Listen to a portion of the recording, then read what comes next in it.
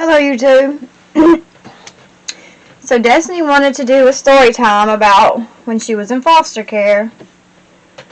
So yeah, go ahead. How should I start? I don't know. However you want to start. When I got put in foster care. Wherever you want to start. You wanted to do the story time, so we're going to do it.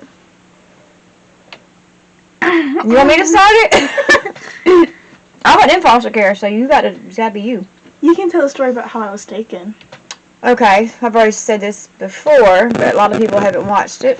So it started, we left her dad the last week of June of last year. We spent a week and a half in a motel. I looked for a place to live every day. On the internet all night, riding all day, for a week and a half. All night for a week and a half on the internet.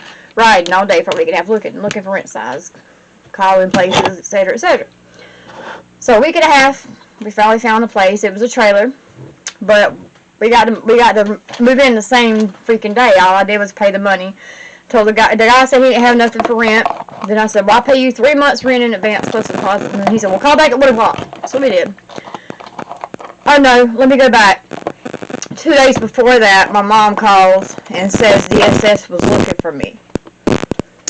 Yeah, 2 days before that. Well, I didn't call them because I was staying in a motel. So I waited till the day that I found the trailer, and I called them.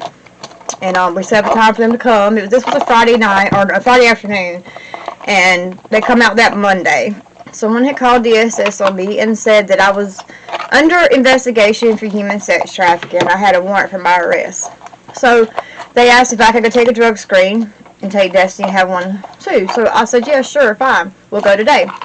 So we went and took our drug screens. The next day they come back with the police and they just took her. Emergency removal protection order signed by a judge because someone said I was being investigated for human sex trafficking and I was going to jail.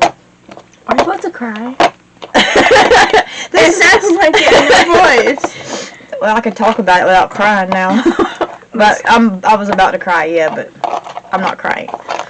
But yeah, so that's how this story started. They just took her. Yeah, I'm not crying.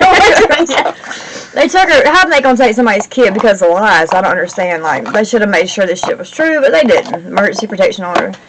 So she stayed there for 11 freaking months. So that Monday, I hired an attorney after the court thing because they had my court set for so early in the morning. I didn't have time to hire lawyers like 9 o'clock in the morning, or I mean 9:30. I think it was 9. And yeah, so as soon as I left the courthouse, I went straight and hired an attorney.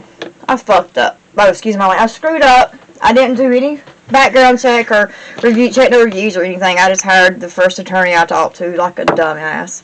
Come to find out, this bitch didn't know what the fuck she was doing. She didn't do family court cases. She had never done DSS cases. So she wasn't getting nowhere. I was getting screwed over. I had to have a mental health evaluation like 3 freaking times. So I hired another lawyer. I fired her. See, July, August, September, October, November, December. 5 months later, I fired her and hired somebody else. But yeah, so this is about being in foster care, so now it's on you. I told the story how you got taken for false allegations. Oh yeah, and both of our drug screens were clean, negative. But go ahead.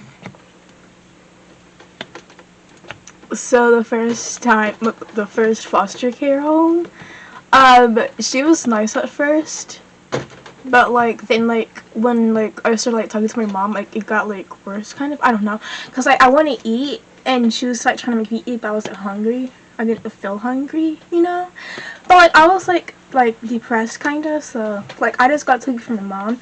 And we were really close, and she tried to make me eat, but I wasn't hungry kind of.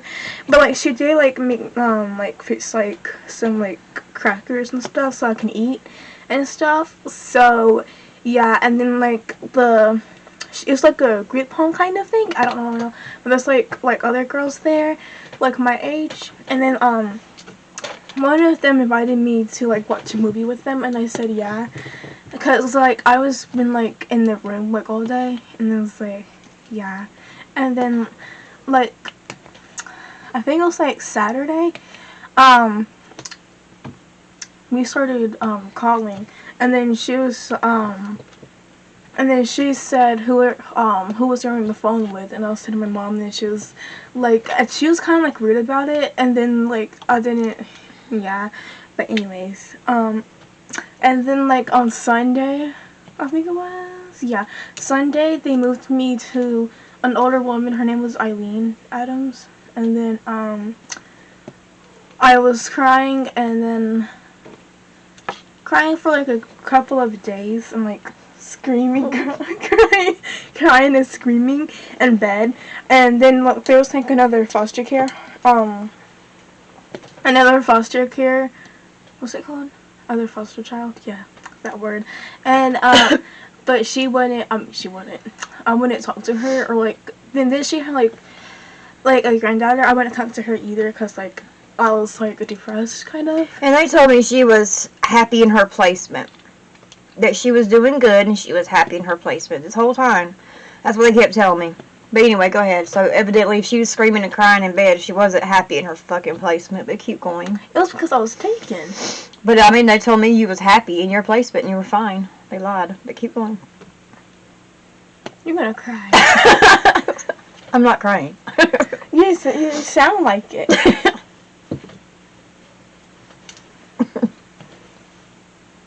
What?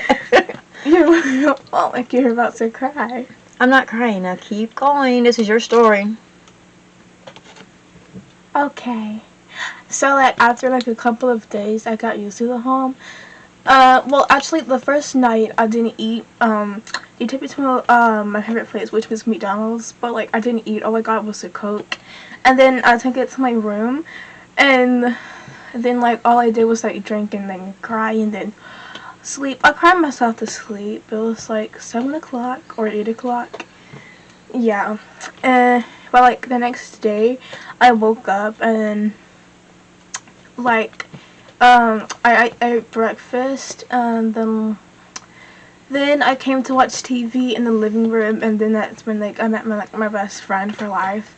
And then like after a couple of months, we got to know each other better, and like yeah, and then like we told like each other's like stories and stuff. So, and then like a couple months after that, she got moved back to her dad, and her dad was abusing her, like yeah, but like, and then like in November, I got taken to another foster care home. And then I was sad again, like depressed kind of, I guess, because like I got used to the other foster home, and then like I got moved with strangers, and then well like I got used to her like I got used to her like after like a week, but like I didn't open up to her and everything, but until like after my birthday, or not after my birthday, but like on my birthday night, and then she had like her daughters there with her, and then they got me like a surprise present and stuff. They got me like I think it was like a teddy bear, and then like, they got me Takis, and then like a Coke, and then they got me balloons and a card. And she had a ass load of Christmas presents, right? So she didn't even get her Christmas stuff or her birthday stuff until like the middle of February, and she had a whole lot of stuff for Christmas. It was just sitting under the empty Christmas. Sitting under the Christmas tree, not empty Christmas tree. But yeah, that really made me mad too. It was middle of February before she got all of her stuff for Christmas and her birthday. But keep going. And then I asked like a lot of times when like if they knew that I was gonna go home soon, and then I think it was like one of them, they said that it's going to be like after trial or something like that, but it wasn't like that. I told my therapist about it, and then like she said that it was just like something for like criminals, whatever it's called. Criminals. Yeah, we're supposed to have court or trial, and it got rescheduled 3 times. And from what my attorney and some other people said, they said that they didn't really have nothing on me to hold her, and they just kept putting it off and rescheduling trial to hoping to find something. But yeah, so keep going. This is your story. I know. So they was that's why she was in there for so long, because they kept putting off her freaking court date, looking for something to use. They had nothing. You can't seem like it was like COVID-19 stuff. Yeah, that's what they kept trying to say. But it was the guardian ad litem that kept putting it off. I thought it was DSS, but it wasn't. It was the guardian. They had asked for a continuance, and then they had me take a psych eval. I passed it. They asked me to take she, the guardian, asked me to take another psych eval, and then I had a third one. One of them I paid for myself. It was $1,250, and the guardian went as far as to, okay, but I didn't know this was a, what was it called? A forensic psych evaluation. I didn't know that. And she took into consideration of everything as a whole. As she had took in consideration the allegations, which didn't make sense because that shit was false. She took into consideration whatever the guardian had to say, everything. So I passed like all the psych eval stuff, but then the guardian ad litem lied in her report and told it had in her report that what was it she said? She lied in her report and told this psychiatrist that, what was it, how she put it, that if you don't quit, that the DSS lawyer got reassigned from our case because she thought she seen me riding by her house taking pictures. So with her saying that made me sound freaking crazy. And so that's the reason why they took me out of that placement. Yeah, after that is when she got moved or whatever the second time. But no, she said the DSS lawyer, not the Mary said that the DSS lawyer got reassigned because she thought she seen me riding by her house taking pictures. That wasn't true. If that was true, they would have called me in for questioning. I would have went to jail or something because, think about it, the DSS lawyer thinks she sees me riding by her house. It was a lie. Mary lied about it. So anyway, she lied in her report and said that the DSS lawyer got reassigned because she thought which the DSS lawyer did get reassigned, or they did get another. I don't know why, but it had nothing to do with that because I would have went to jail or something. If I'm riding by number one, how would I know where the DSS lawyer lived? Number two, why would I ride by a DSS lawyer's house? Number three, why would I ride by they're taking freaking pictures? So yeah, so she made me sound crazy to this psychiatrist, the forensic psychiatrist, and so she recommends for me to get another assessment or evaluation, and she recommended me to get counseling. So I go and have a third evaluation, and I passed it as well.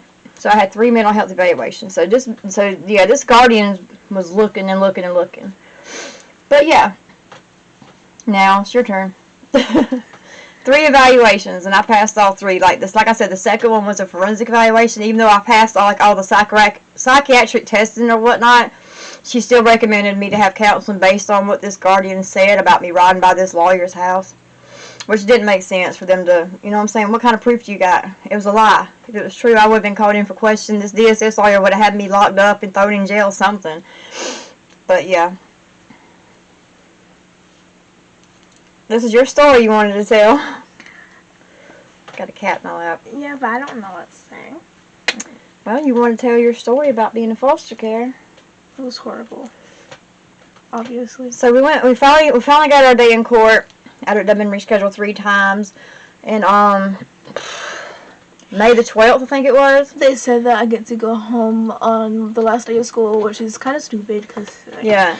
So they said they would have let her go home sooner, but it had to be signed by a judge, number 1. Number 2, she was in a whole nother county, and they wanted her to finish out school in her county, but she had a whole nother month left. Like Greenville County, they got out, I think, June the 4th, but where she was at, Somerville, Dorchester County, it was June the 16th, so she had to stay a whole nother month because of school. No, it was in Somerville, California.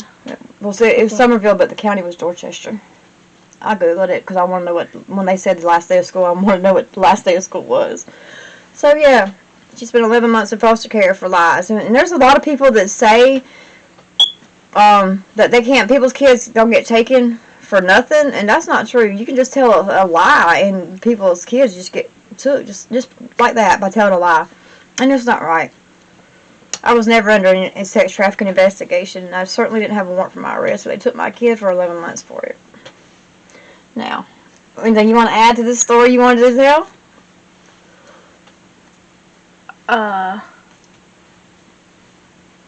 She's the one who wanted to tell the story. She ain't telling it. I did! For like 6 minutes, I think. I don't know. You did good. You're loving this petting, aren't you, baby? Okay, well, please comment, like, and subscribe to our channel if you haven't already. and tell us what content you would like to see us do. We're going to be doing pranks. Probably some more Ashmere, but No. it won't be like the other one we did. We didn't realize how good our microphone worked. And our little sounds ended up being big sounds, and I'm sorry for that if y'all did see it, but anyway. Thanks for watching, and have a good night. Burst a button.